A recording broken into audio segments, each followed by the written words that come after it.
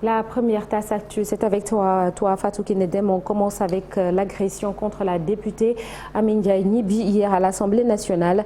La dame serait enceinte de plusieurs mois, selon son collègue Dr Malick Diop, qui l'a évacuée à l'hôpital. Et justement, Amy Ndiaye Gniby, agressée par ses collègues Massata Samb et Mamadou Niang du PUR, le vice-président de l'Assemblée nationale, Dr Malick Diop, donne des nouvelles de la victime qui serait enceinte de 9 mois. Dr Malick Diop, que nous écoutons au micro de Chérif Dia et Youssou Baro. Le député concerné, Massata quelque chose, je ne sais plus, s'est attaqué directement à Amy Ndiaye et naturellement l'a frappé, ce qui a entraîné des dégâts. Je vais venir aux aspects médicaux parce que c'est moi-même qui l'ai évacué. Et sur place, on a géré l'urgence, donc les spécialistes ont géré l'urgence. Et ont constaté quelque chose supplémentaire. Elle est enceinte de 9 mois, 1 jour. Elle est enceinte de 9 mois, 1 jour. Et l'échographie a montré un aspect très grave de la grossesse. La grossesse est menacée.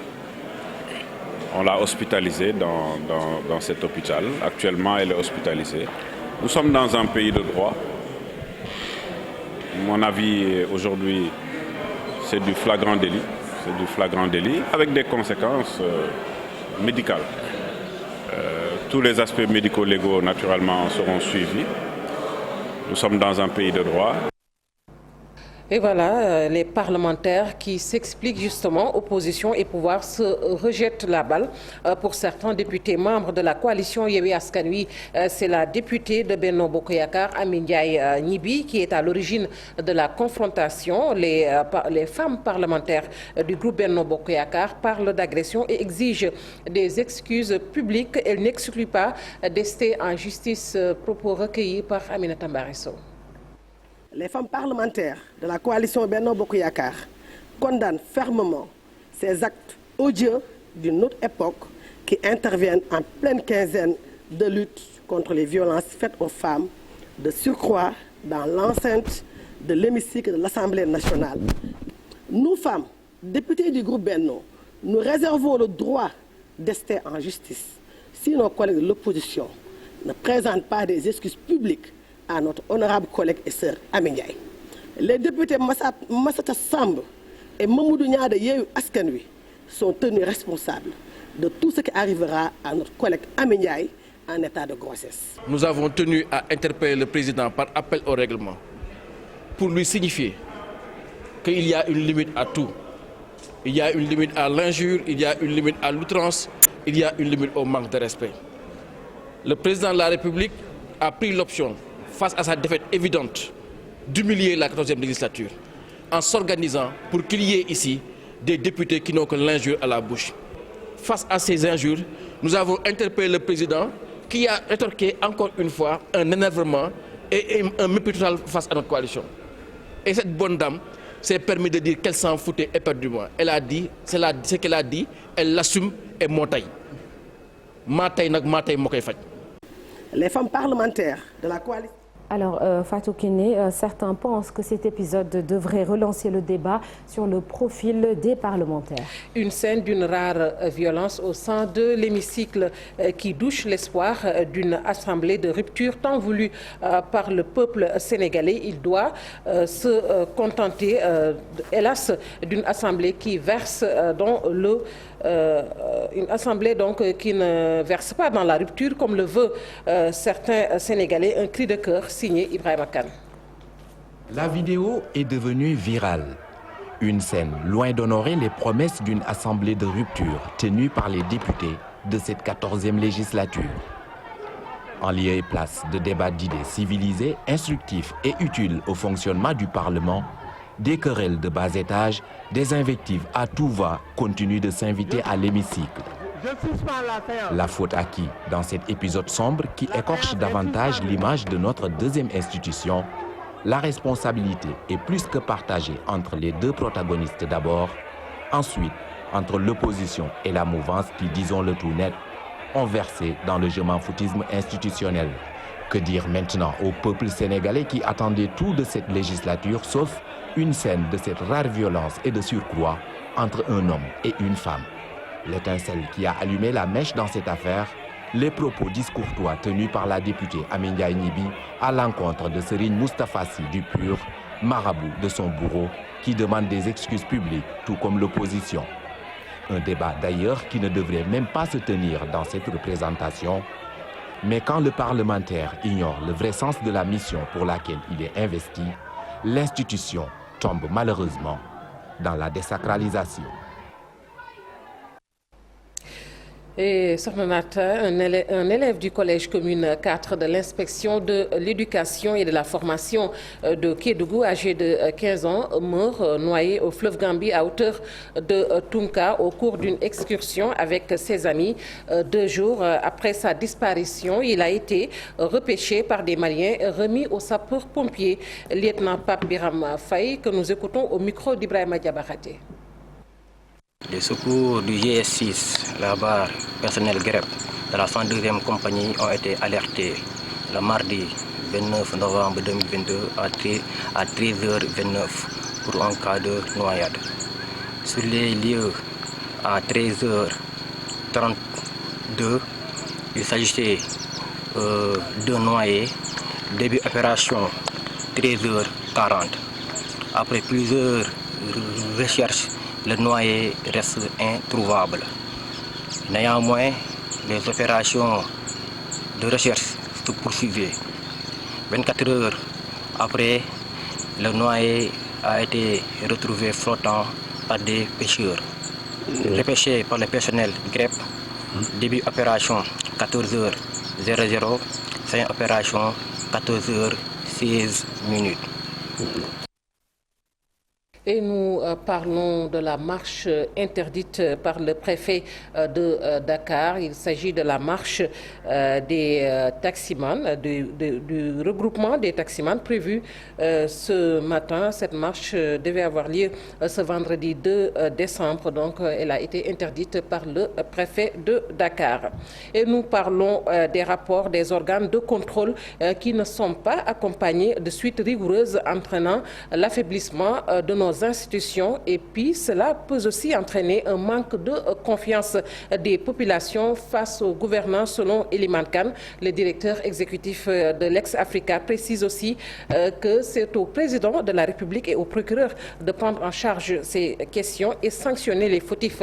Eliman Khan, que je vous propose d'écouter au micro de Lissa Prera. On l'a dit depuis des années, mais c'est l'impunité.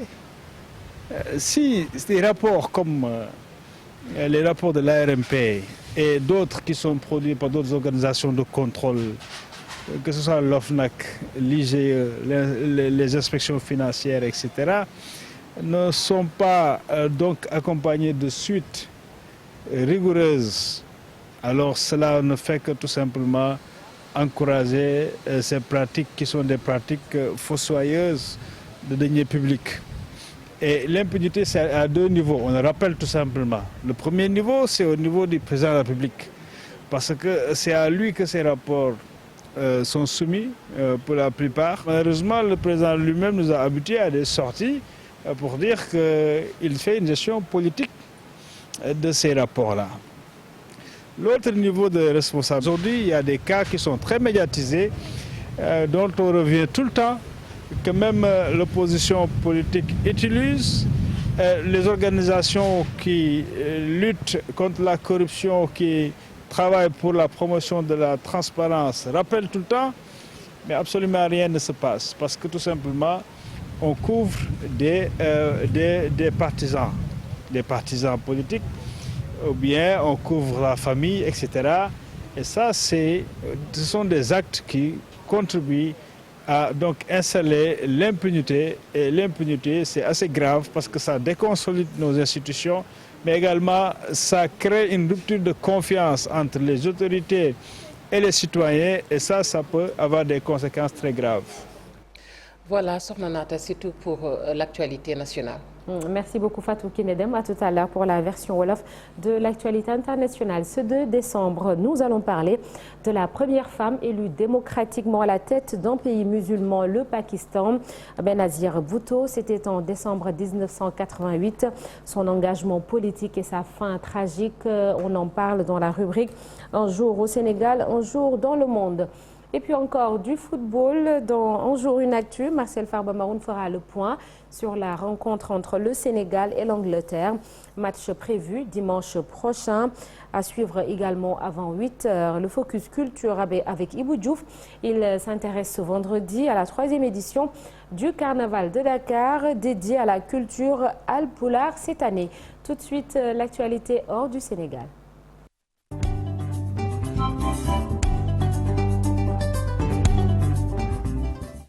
Direction le Burkina Faso, Fatou Kiné, le président de la transition, annonce avoir déjoué un coup d'État.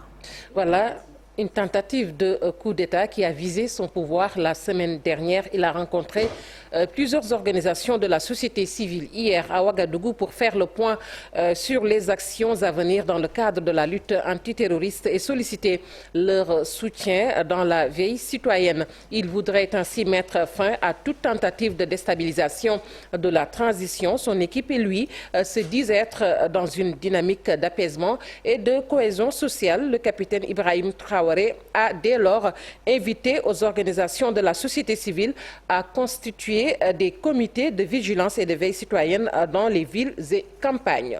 Et puis, deuxième jour d'audience dans le cadre du procès des auteurs présumés de l'attentat qui a touché la station balnéaire de Grand Bassam le 13 mars 2016. Si 18 personnes sont poursuivies pour assassinat, acte de terrorisme ou encore recel de malfaiteurs, seulement 4 sont présentes physiquement. La Cour a entendu hier un second accusé, Mohamed Kounta, accusé d'avoir hébergé l'un des cerveaux présumés de l'attaque. Ses avocats s'engouffrent dans cette brèche et contestent la manière dont la perquisition a été menée par les enquêteurs à son domicile. De son côté, Mohamed Kounta assure qu'il n'est pas au courant du projet d'attentat.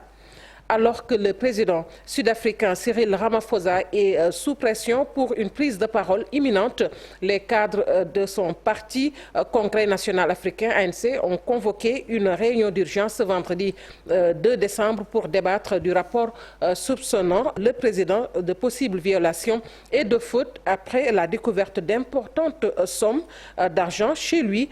S'il pourrait être destitué, le moment est aussi délicat pour l'ANC qui doit choisir un nouveau leader. Et nous terminons avec le Premier ministre finlandaise Sanna Marin qui dresse un bilan très honnête des capacités de l'Europe à l'aune de la guerre menée par la Russie contre l'Ukraine, déclarant sans embâche qu'elle n'est pas assez forte pour tenir seule tête à Moscou. En visite en Australie, la dirigeante du pays candidat à l'adhésion à l'OTAN a souligné que l'invasion et l'occupation de l'Ukraine voisine par la Russie ont révélé les faiblesses et les erreurs stratégiques de l'Europe face à Moscou. Sokhna Nata, c'est tout pour les actualités internationales. À tout à l'heure pour la version Wolof Fatou Kiné. À suivre dans la seconde partie de l'émission, l'entretien avec Ayoun Daou. Il est l'ancien procureur de la Cour de répression de l'enrichissement illicite, la CREI, et il a récemment déclaré sa candidature à la présidentielle de 2024. Mortal Agaï s'est entretenu avec lui. C'est à suivre après 8h. Et comme tous les vendredis, Souleymane Niang sera là pour faire sa chronique du jour consacrée au rapport d'audit de l'agence de régulation des marchés publics. Et aux alentours de 8h45, nous recevrons Fatou Diané. Elle est la ministre de la Femme, de la Famille et des droits des enfants.